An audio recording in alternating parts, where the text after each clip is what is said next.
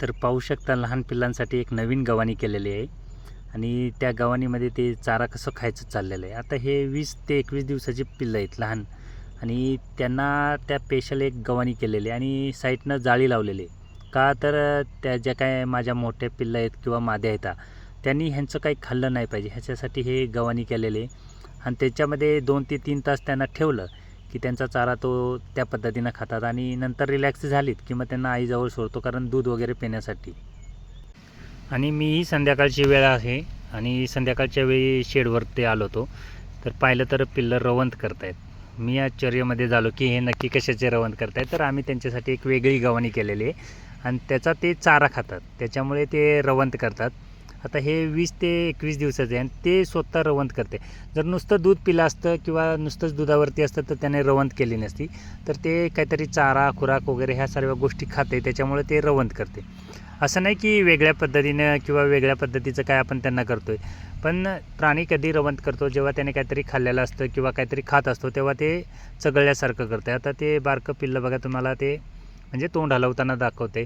तर ते थोडा थोडा चारा खुराक दोन्ही गोष्टी खातं आणि त्यामुळे ते रवंत करण्याचा प्रयत्न करते. अशा पद्धतीनं हे लहान कोकरांचं आम्ही नियोजन करतो.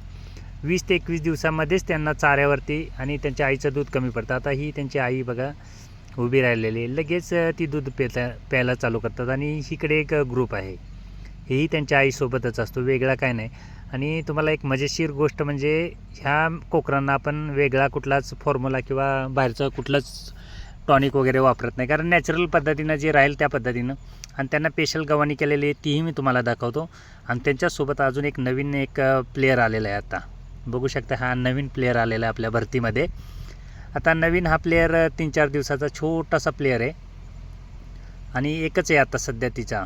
आणि त्याच्यामुळे तोही त्या पद्धतीनं असतो. फक्त त्याचं एकच आहे की खायचं प्यायचं आणि झोपायचं, कारण तिचं दूध जास्त आहे त्या मादीला. त्याच्यामुळे त्याला म्हणजे काय दुसरं चाऱ्याची किंवा खुराकाची अजून सवय लावलेली नाही आहे. तरीसुद्धा आपण त्यांना काय करतो, त्या लहान कोकरांना सर्व लहान जी कोकरं आहेत त्यांना गव्हाणीमध्ये ठेवत असतो. त्यांना एक स्पेशल कप्पाच केलेला आहे. 1-2 तास त्याच्यामध्ये ठेवायचं. 1-2 तासांनी त्यांनी चारा तिथं खाल्ला की त्याच्यानंतर मग त्यांना आपण बाहेर आईबरोबर सोडतो, म्हणजे ते आईला त्रास देत नाहीत. तर त्याची गव्हाणी बघू शकता. आणि हा त्यांचा चारा असतो, त्याच्यामध्ये सर्व खुराक वगैरे सगळ्या काही गोष्टी असतात ह्या चाऱ्यामध्ये. आणि जसं जसं त्याला लागेल तसं ते खातात. आणि हे तारेचं कंपाऊंड का केलं आहे त्याला, तर ही ज्या काही त्यांच्या आई वगैरे आहेत किंवा दुसरी पिल्लं आहेत ती त्यांना त्रास देऊ नये किंवा त्यांच्या गव्हाणीतलं काही खाऊ नये ह्याच्यासाठी आपण ते त्या पद्धतीनं केलेलं आहे. आणि त्याच्यामध्ये कोणच खाऊ शकत नाही अशा पद्धतीचं ती गव्हाणी केलेली आहे. आणि जर काही सुक्या चाऱ्यावरती माझ्याकडं असं होत असेल म्हणजे आपल्यातूनच वेगळंच काहीतरी होतं आहे, कारण सुक्या चाऱ्यावरती असे प्राणी बनवणे हे म्हणजे अशक्य गोष्ट अशी लोक बोलतात. कारण काही लोकांनी मला सांगितलं होतं की जर ह्यांना अर्धा किलो खुराक घातला नाही तर ही जगूच शकत नाहीत. आता जगू शकत नाहीत की काय होऊ शकत नाही ते मला पण माहीत नाही, पण माझ्याकडे बिना खुराकाची अशी होऊ शकतात आणि होतातच आणि इथून पुढे पण होणारच. त्याचा काही विषय नाही. फक्त काय आहे की त्यांना लहानपणी खायला भेटलं पाहिजे असा काही चारा करणं हे सगळ्यात महत्त्वाचं असतं. आता आम्ही थोडंसं म्हणजे सकाळ संध्याकाळ शेडमध्ये थोडंसं बसतो किंवा त्यांच्याबरोबर काय त्यांना त्रास आहे किंवा काय आहे ह्या सगळ्या गोष्टी बारकाव्याने पाहत असतो. कारण ही लहान कोकरं आहेत आणि ह्यांना कधी काय होईल किंवा काय त्रास होईल ह्याचं लक्ष ठेवतो. कारण आता वातावरण थंड होत चाललेलं आहे, म्हणजे अति थंड प्रमाणात वातावरण होत चाललेलं आहे. आणि त्याच्यानुसार मग ह्या कोकरांचं जे काही नियोजन आहे ते पाहत असतो. आणि जर काही माझ्या वैयक्तिक म्हणजे जर काही सुक्या चाऱ्यावरती अशी जर कोकरं होत असतील म्हणजे एकदम रफ पण टप काहीच खुराक नसतानासुद्धा, तर ह्यांना जर ओला चारा थोडाफार असेल म्हणजे 40 आणि 60चा जो मी काही फॉर्म्युला सांगतो त्याप्रमाणे जर असेल तर ही मला वाटतात की ह्याच्यापेक्षा उत्तम आणि स्ट्रॉंग पिल्लं होतील. कारण आत्ता जर अशा पद्धतीनं होत आहेत बिना पाव किलो खुराक घालता, म्हणजे एका मेंढीला लोक सांगतात की अर्धा किलो खुराक घातल्याशिवाय ती जगत नाही. मलाही काही लोकांनी सांगितलेलं फोन करून की तुम्ही सांगता ते तसं होऊच शकत नाही. आता होत नाही होऊ शकत नाही ती वेगळी गोष्ट आहे, पण माझ्याकडे हे होत आहे. म्हणजे कोणी जरी पाहायला आलं तरी हे अशाच पद्धतीनं असतं. आणि आत्ताचं म्हटलं तर टेम्परेचर एवढं बेकार आहे की माणसालासुद्धा थंडी लागते अशा पद्धतीतलं वातावरण आहे. खूप सारी लोकं येतात, मी खूप साऱ्या लोकांना आमच्याकडे फिरायलाही नेतो पॉईंटला, तिथे पाहण्यासारखं आहे. तर तिथे उभे राहता येत नाही एवढी हवा आहे. आणि अशा परिस्थितीमध्ये जर असे प्राणी करत असतील किंवा असे प्राणी होत असतील आणि तुमचा जर चारा त्या पद्धतीचा असेल तर मला वाटत नाही की ह्यांना खुराकाची काय आवश्यकता असेल किंवा खुराकाचं काय पोर्शन मेन्शन करू शकतो, अशी काही गरज लागत नाही. तर त्या पद्धतीनं नियोजन चाललेलं आहे. आणि ह्या लहान कोकरांचं म्हणजे अजूनपर्यंत म्हणजे चारा खात्यात म्हटल्यानंतर आतड्यात अडकणे किंवा काय होणे असला काही विषय अजून आलेला नाही. आणि मी बारकाव्याने लक्ष ठेवतो, म्हणजे बारीक ऑब्झर्वेशन करत असतो ह्या पिल्लांवरती की ह्यांना ह्या चाऱ्याचा फरक होतो आहे का किंवा ह्या खुराकाचा काय त्रास होतो का. तर त्याचं उलटं गणित व्हायला लागलं की हे दुधाकडे फोकस कमी करतात आणि चाऱ्याचा आणि खुराकाकडे फोकस जास्त असतो. अशामुळे आपण त्यांना ती गव्हाणी केलेली आहे. आणि त्या गव्हाणीचा तो एक फायदा होतो. आपली पहिली गव्हाणी नव्हती तर मधल्या पॅसेजमध्ये पिल्लं ठेवायचो आणि त्यांना खायला द्यायचो. पण मधल्या पॅसेजमध्ये 3 लहान मादे असल्यामुळे त्या काय करतात की ह्या लहान कोकरांना खायला चारा ठेवत नाहीत किंवा खुराक ठेवत नाहीत. म्हणून आम्ही ती एक छोटीशी पिंजऱ्यासारखं गव्हाणी केले आणि त्याच्यामध्ये ठेवत असतो. आणि ही आमची आत्ता 7-8 महिन्याची गोमती झाली. अजून क्रॉस केली नाही, क्रॉस करायची आहे. पण सुक्या चाऱ्यावरती होत नाही किंवा पाव किलो खुराक एक टाईमला दिल्याशिवाय होत नाही, ही संकल्पना आपल्याला तर शक्यच नाही. कारण मी पाव किलो खुराक घालूच शकत नाही यांना, कारण आपलं तेवढं आहेच नाही कॅपॅसिटी. कारण ह्यांना जर पाव किलो खुराक म्हणजे एक टाईमला पाव किलो घातला तर हे खातं किती, तर 2 ते 2.5 किलो खातं एक टाईमला. आणि त्याच्यामध्ये पाव किलो जर खुराकच असेल आपला तर राहिलं किती, 1-1.5 किलोचा चारा राहील. मग त्याच्यामध्ये नुसता चाराच होईल आणि ह्या सर्व गोष्टी होतील. तर अशा पद्धतीचं वातावरणामध्ये जर राहत असतील आणि अशा पद्धतीनं होत असतील तर काही हरकत नसते. आता बघा त्यांना मी पिंजऱ्यामध्ये ठेवलेलं आहे. आता त्यांनी थोडंसं दूध प्यालेलं आहे. आता दूध प्याल्यानंतर त्यांना त्याच्यामध्ये ठेवलं की ती त्याच्यामध्ये चारा खायला, आता ते खुराक चारा असतो त्याच्यामध्ये ती खात असतात.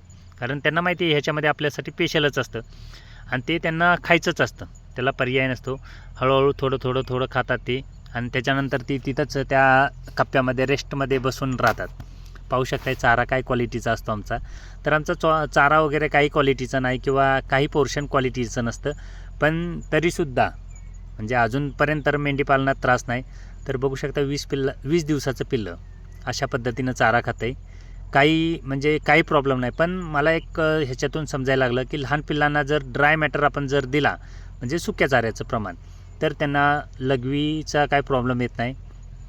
उलट त्याच्या पोटफुगीचा किंवा जुलाबाचा काही त्रास होत नाही.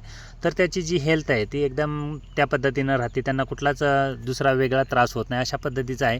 म्हणून आम्ही ह्यांना एक कप्पा केलेला आहे आणि त्या कप्प्यामध्ये ठेवत असतो. आणि दुसरा एक सिंगल जो नर आहे आपला, तो एकटा म्हणजे अजून बाहेर असतो. तो 3-4 दिवसाचाच आहे आत्ता आणि त्याच्यामुळे त्याला बाहेर ठेवत असतो. आणि ही 4 जे आहेत आत्ता, त्यांना चारा वगैरे खायला भेटावा किंवा चारा खावा ह्याच्यासाठी त्यांना आतमध्ये ठेवलेलं असतं. आणि ती आतमध्ये 2-3 तासच असतात. त्याच्यानंतर मग त्यांना परत आईजवळ सोडतो. कारण आईला सारखा त्रास देऊ नये त्यांनी दुधासाठी, म्हणून त्यांना ती एक कन्सेप्ट ठेवलेली आहे की तुम्ही थोडासा चारा खा आणि त्याच्यानंतर मग तुम्ही आईजवळ जावा. आणि त्याच्यामुळे त्यांना सवय लागते. आणि हा एकटाच म्हणजे बाजीराव फिरत असतो, त्याला काय नाही, एकदम शुभ्र झालेला आहे, कुठला स्पॉट नाही काय नाही. आणि अशा पद्धतीनं आणि त्याचं एकट्याचंच असतं की शेडमध्ये फिरणं वगैरे, कारण ते आतमध्ये ठेवल्यानंतर त्याच्यासोबत खेळायला कोण नसतं त्याच्याबरोबर. म्हणून आम्ही त्याला नंतर संध्याकाळी जेव्हा रात्र असते तेव्हा त्यालाही सुद्धा त्या शेडमध्येच आतमध्ये ठेवतो. कारण तो एकटा काय कुठेही फिरत असतो, ह्या शेडमधून त्या शेडमध्ये त्या शेडमधून इकडे. मग त्याच्यापेक्षा त्या पिल्लांसोबत राहिला तर तो त्या पिल्लांसोबत चारा खायला किंवा हळूहळू त्या गोष्टी करायला शिकत असतो. त्याच्यामुळे त्या पद्धतीनं आपण ते एक कप्पा केलेला आहे. कारण कप्प्याची काही गरजच नसते आपल्याकडे. पण मध्ये जी माद्या ठेवल्यात आहे, कारण एक साईडला जर सर्व माद्या ठेवल्यात किंवा सेंटरला जर काही ठेवल्या नाहीत तर हे संध्याकाळच्या शेडमध्ये एवढ्या नसतात की सर्वच म्हणजे गोल गोंधळच घालत असतात. आणि मग त्या नाचू नये किंवा जास्त त्रास देऊ नये ह्याच्यासाठी बाहेर 2 माद्या असतात. गॅलरीमध्ये 2 ते 3 असतात, इकडे 3 आणि पलीकडे 3, अशा सर्व डिवायडेशन लहान माद्यांचं केलेलं आहे.